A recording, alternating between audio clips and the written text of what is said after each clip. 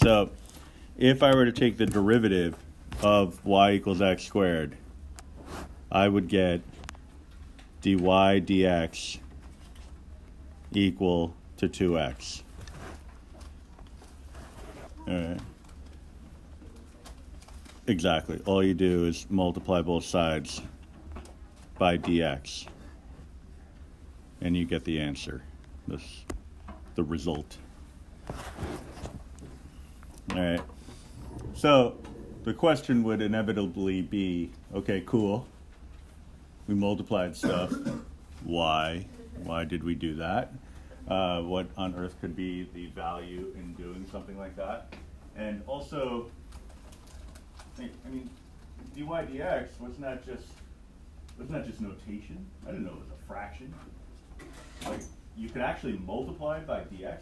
That's so weird. We were just thinking of it as like this means the derivative, but actually it's a ratio. Instantaneous change in y per instantaneous change in x. Okay? So the idea that it's separable is it's just kind of really weird to think about. There it is. Good morning, John Jay. Today is Monday. Like, what on earth could be the value of doing something like this? Although it's a simple computation, it's not challenging. I mean, I guess depending on the nature of the derivative, it could be challenging. If you don't know how to find the derivative of whatever the function is, then it's impossible. But let's say you have some arbitrary function, and this is my arbitrary function, it's always the same thing, that I'll call f of x.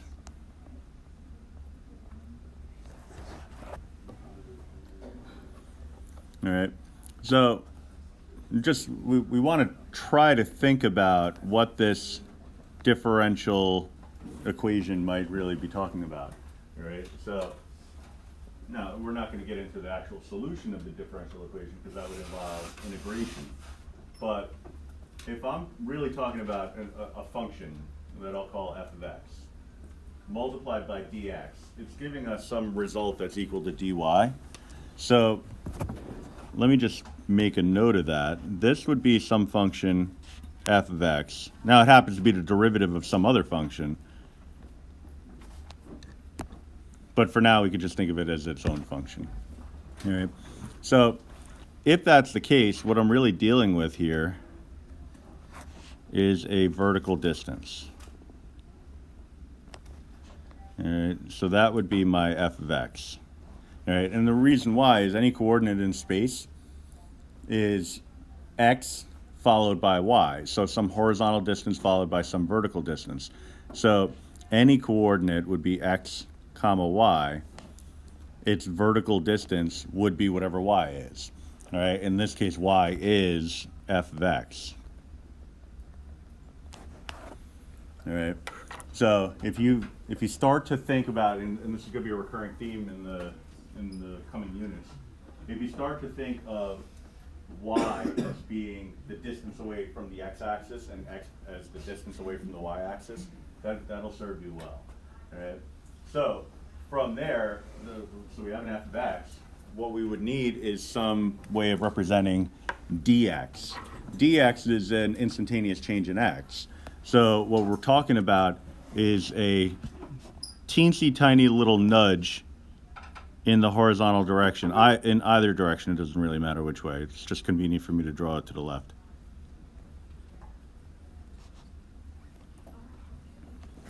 Delta x would be some wide interval. All right, so, or wider interval, anything that's not instantaneous. All right, so, and how do we visualize instantaneous? So, well, we draw it by making it look like a delta x, when in reality, we're just kind of suspending our disbelief because this is supposed to represent some infinitesimal change in x, which is really not something that we could represent visually.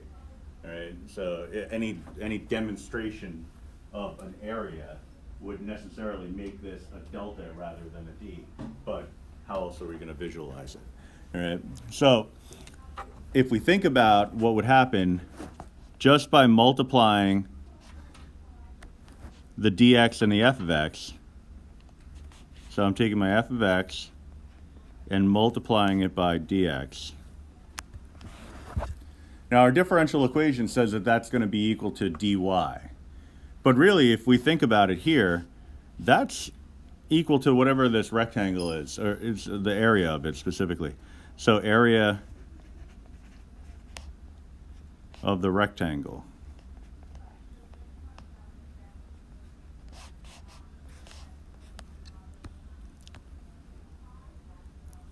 That little tiny sliver of a rectangle is represented by whatever the product of f of x and dx would be.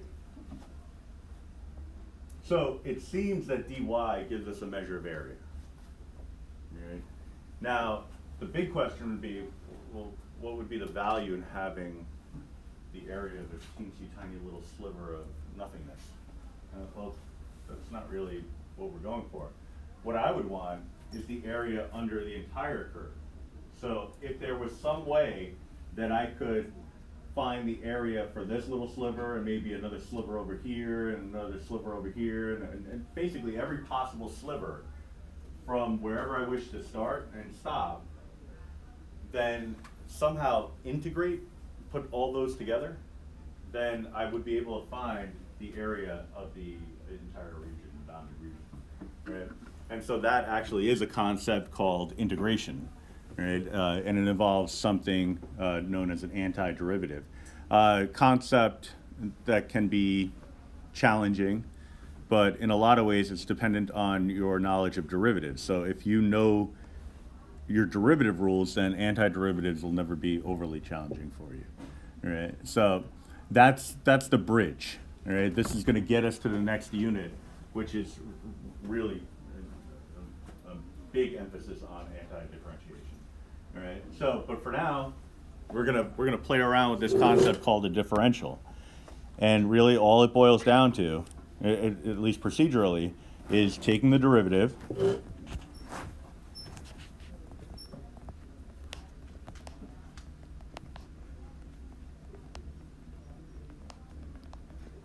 and solving for dy. All right. So I want to get dy alone, not dy dx, dy only. All right. So a little implicit differentiation here. I can divide everything by 2 and subtract and divide. So basically math. So I'll write it as 2y dy dx because it's going to divide out anyway. Equals negative 2x.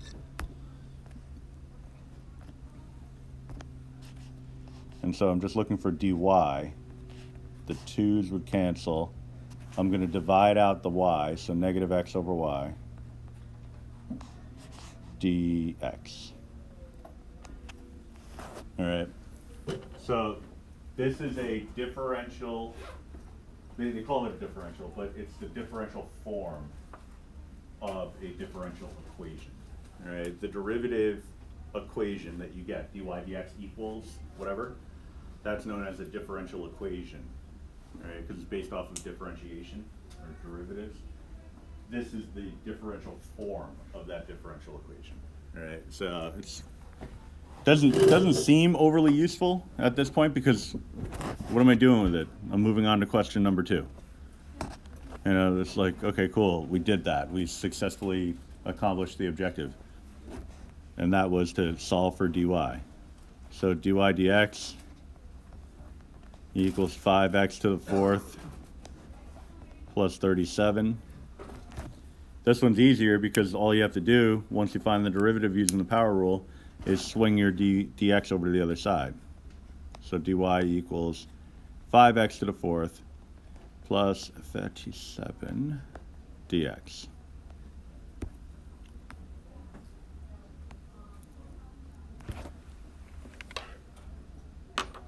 All right. Eventually you get to a point where you can just kind of cut to the chase. If you know the derivative, it's really just a matter of writing dy equals whatever the derivative of your function is. So in this case, it would be 3 cosine 3x dx.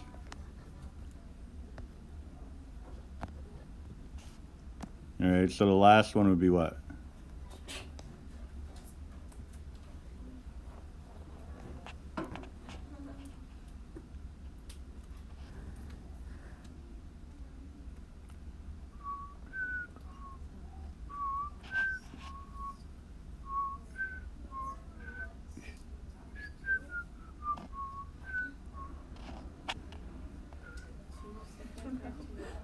2 secant squared 2x, yeah.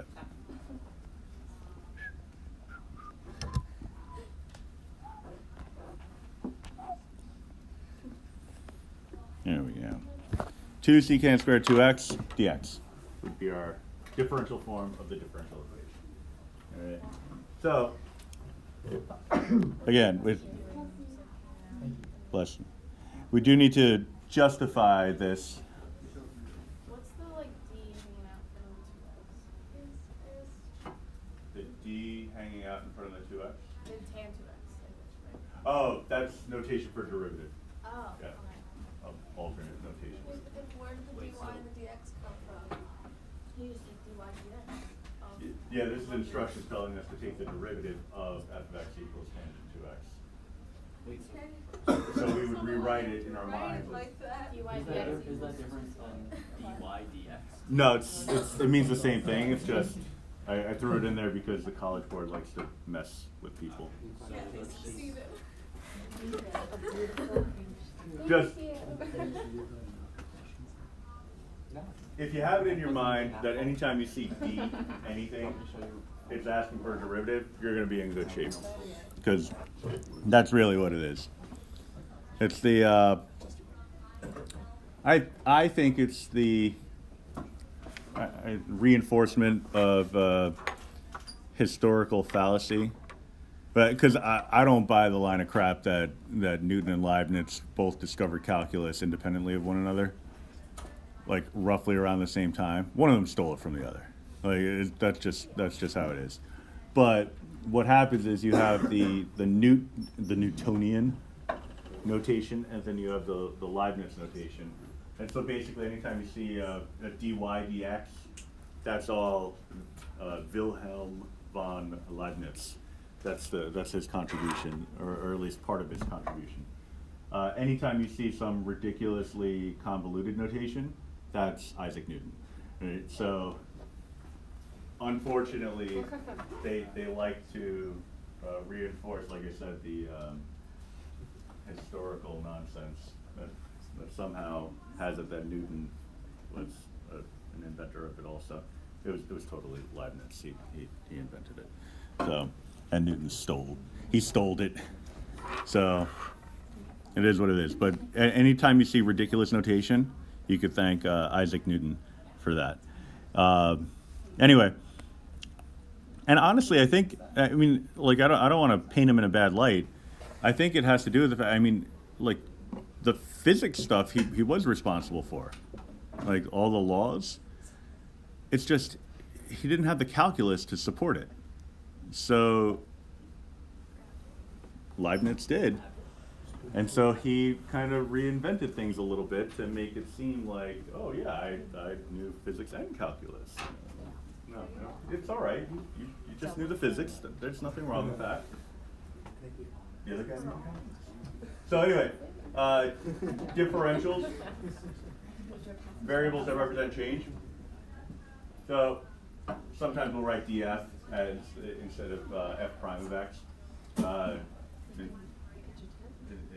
In lieu of dy equals f prime of x. So I think that's pretty easy enough to see, like df instead of dy. But we call that the differential of f, right? You could also call it the differential of y, but just getting a handle on the notation is kind of important. All right, anyway, so the little blurb here, I'll just read it because it's pretty well constructed. Suppose we know the value of differentiable function f of x at point A, and we want to predict how much this value will change if we move to a nearby point A plus dx. So let's illustrate that real quick. A plus dx, I can go,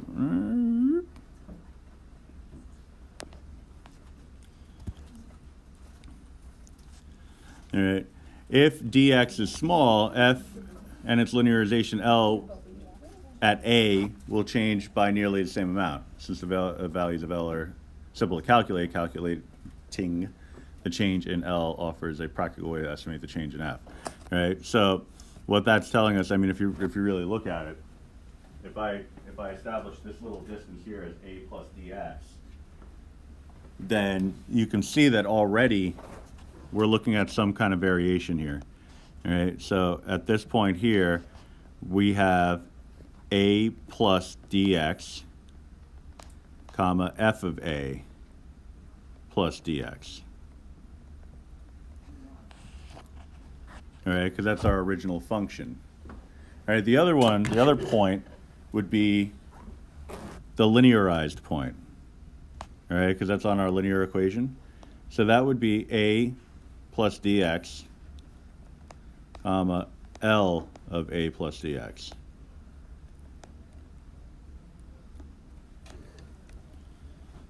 All right, and like I said, and this applied to the linearization concept also last week, for points that are very close to A, you can see that the two curves are almost indistinguishable from one another. But as you move further and further away, they become less and less similar, I guess. They start to deviate significantly. All right, and the obvious exception would be if the original function was a linear equation to begin with. All right, so what we're going to be looking at is ways in which we can come up with reasonable estimates for particular values using this concept of a differential without actually working with the original function. You'll see, it'll become clear in a second. All right, so we have some formulas. The absolute change is really just talking about the difference in the y values from your original function. All right, so if you move out a plus dx away from a and find the difference between the y values, that would represent your absolute change. Now the estimated change, that's really why we're here. The estimated change is usually a simpler calculation. All right, so you get that by just taking the derivative at a particular value. As long as you know what your dx is, you can just multiply and you come up with that estimated change, that df, which represents an approximation, which is obvious, I think, by the term estimated. But if it's close enough to the absolute, then that would be a reasonable value to use. All right, so if I can get away with the estimated change, I'd rather do that because it's going to be an easier calculation. The approximation error is just the difference between the two, just to get a sense of how valid our estimated value would be. All right, so how do we do it? Well, it's calculation heavy, unfortunately, but it's all simple calculations.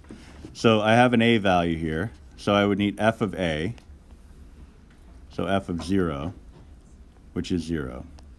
Then I would need f of 0 plus 0.1, that's the a plus delta x.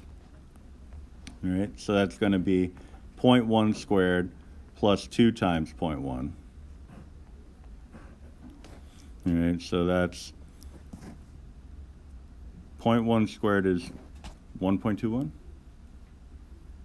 plus 0.2, 1.41?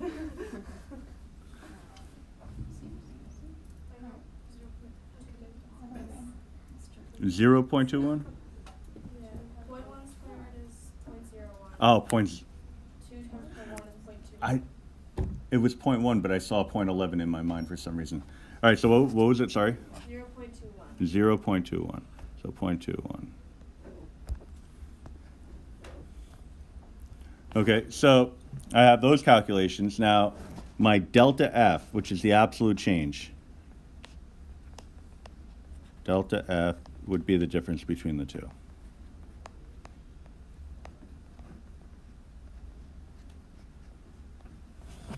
All right, and you know, there's decimals involved, but the expectation is you'd be able to do this without a calculator because this is just table of values. I mean, I could just crunch these numbers real quick. You know, what would be the point of an estimated change if I could just crunch it all on the calculator and get the exact result?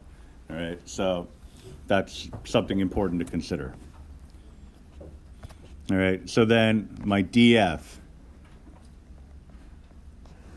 is equal to f prime of a, so let's figure out what f prime of x would be first. All right, so my original f of x was x squared plus 2x, so 2x plus 2.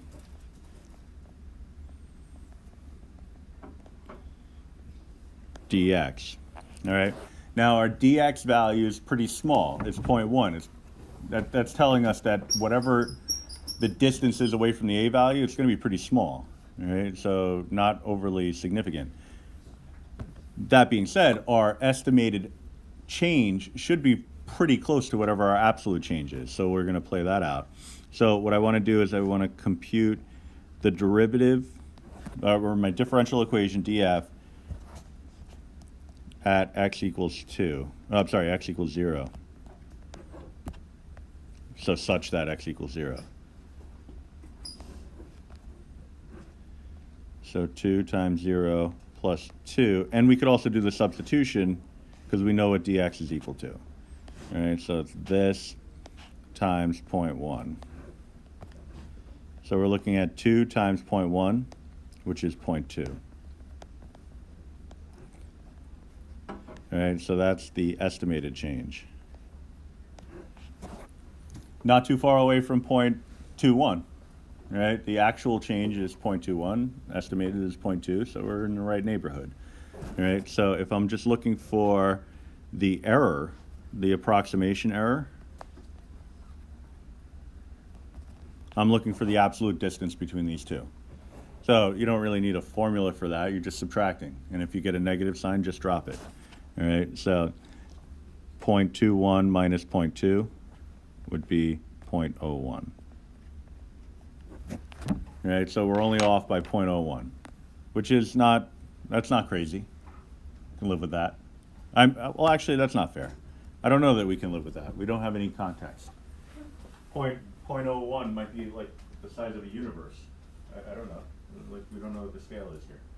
All right, so it's all relative.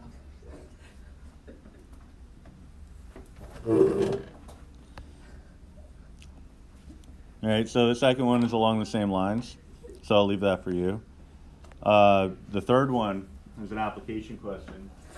The radius of a sphere is measured to be 84 centimeters with a possible error of 0.5 centimeters. Use differentials to estimate the error in the calculated surface area. All right, so this is where you have to kind of bring something to the party. Possible error, they're giving us, well, we're talking about radius here.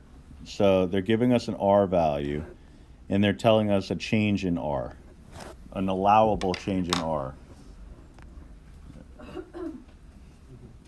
which is really, really weird because they're using the word error in two different ways here. Previously, it meant the difference between your absolute and estimated change, but now, in this case, it's just, you're talking about like human error. Like a person was trying to ballpark the radius of a sphere and said, all right, I think it's like 84 centimeters, but I'm not 100% sure. I think it's give or take a little bit. Well, how much would you give or take? About half a centimeter. I don't know how they would estimate it with that level of exactitude, but that's the idea, you know. So how long does it take to get to the city from here? About 45 minutes, give or take 5 minutes or so. You know, the give or take part is your D whatever. So that delta R, contextually, we're going to treat it as dr, right? Because it's not as small as 0.1, I think it was in the last problem, but it's small enough, all right? It's relatively small, all right? We want it to be as small as possible, but we got to take what we can get. All right. So I need a formula. We're talking about the surface area of a sphere.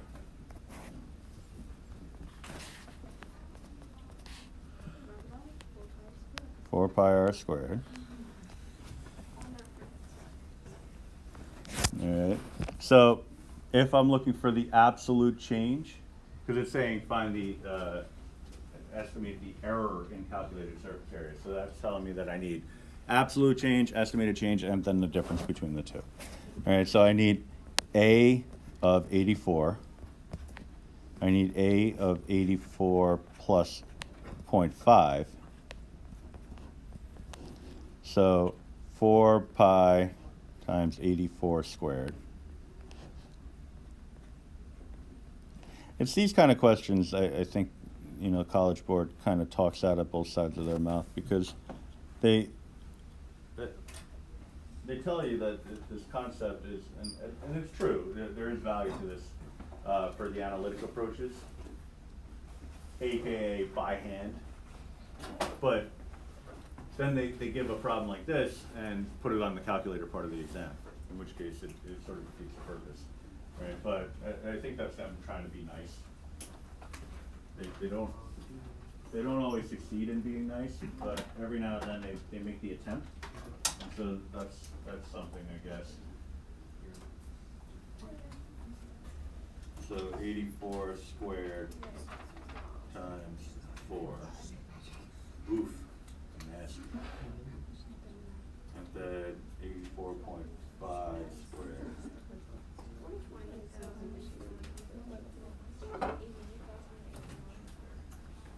All right, so we got big numbers here. Not terrible, but oh, my wire fell out. I'm looking at the screen for numbers, and they're not there because this is anyway. Huh? All right, so 28,224 pi.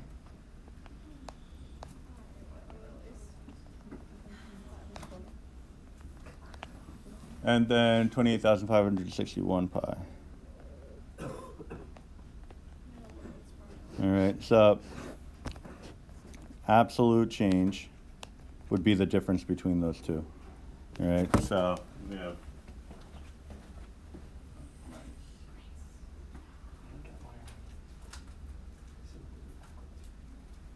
337 pi.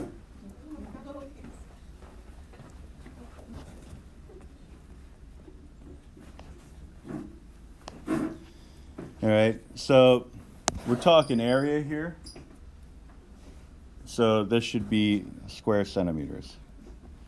All right, so what we're looking at is the difference in area based on an error of 0.5 in the estimation of the radius of the original sphere. Right, so just a 0.5 deviation in the radius of the sphere would have this kind of impact on the overall surface area of the sphere. That's substantial.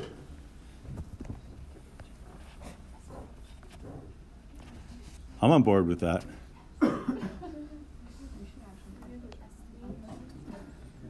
Yeah, now we're going to do estimated change. So the derivative of this, so we're looking at 8 pi r dr. Right, so 8 pi times 84 times 0.5. All right, so much simpler calculation. I mean, you had to find a derivative. Now, if you're dealing with a function that you are personally incapable of finding the derivative of, then that could be a problem. 336 pi. But if whatever the function is in your wheelhouse, then there's no reason to think that you would be unable. All right, so this is the estimated change. So the approximation error would just be pi square centimeters. All right, so we only lose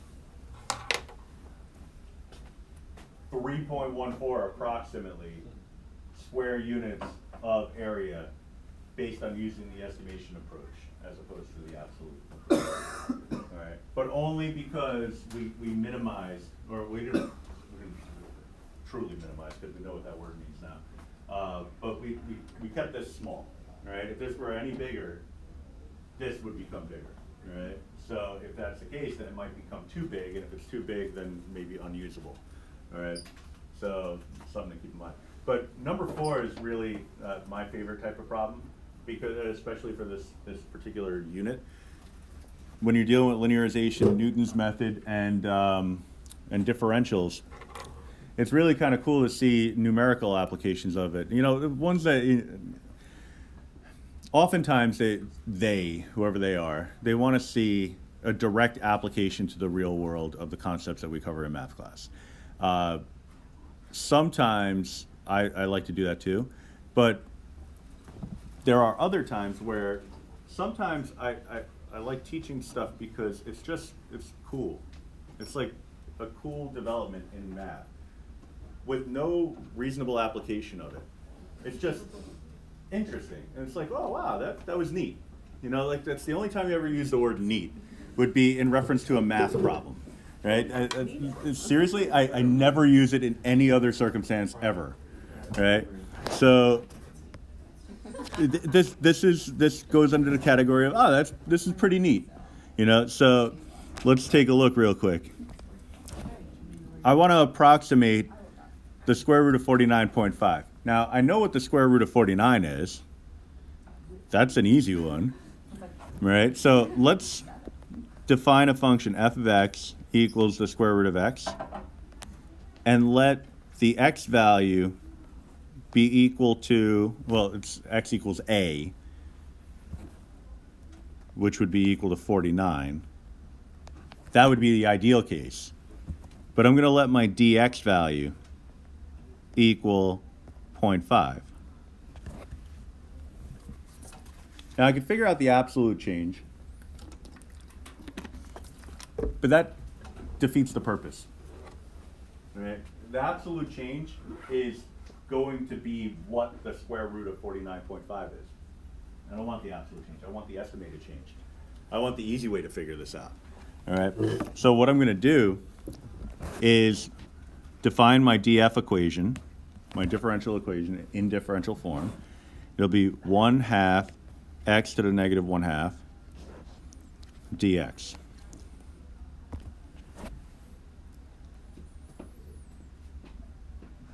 All right, so I'm going to put in my a value.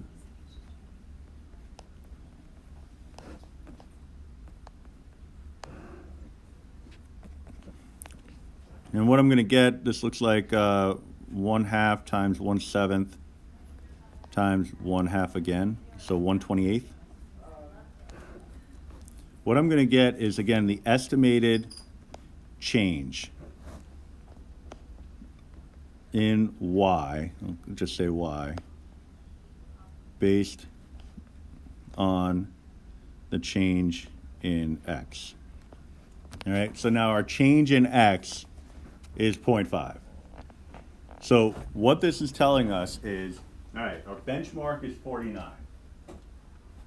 If I deviate from 49 by 0.5 units, this is the corresponding deviation in y for that deviation in x. All right, so if I deviate from x by 0.5, this is the corresponding deviation in y. All right, so I know the square root, again, of 49 is equal to 7. This is talking about the deviation based off of this amount of movement away from the particular x value. So that's telling me that my answer is going to deviate by 1/28 of a unit. So therefore, my estimated value for the square root of 49.5 would be 7 and 1/28. All right. So 7 and 1/28, the square root of 49.5.